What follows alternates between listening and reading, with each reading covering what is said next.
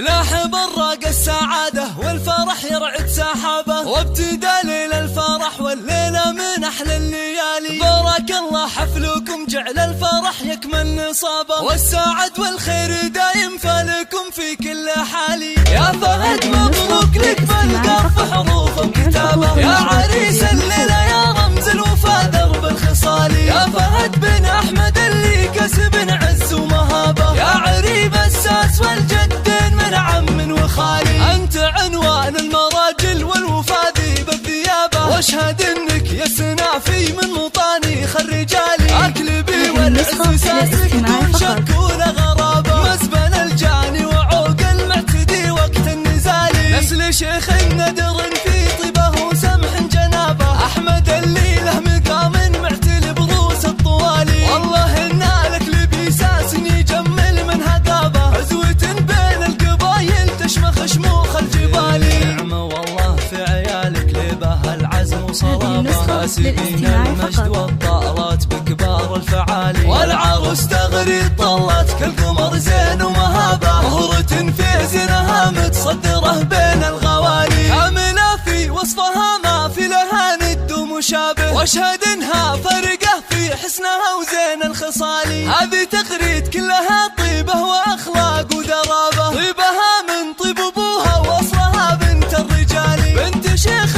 فتح للضيف والعانين بابه، وعلي راعى الفعول اللي تنومس كل غالي.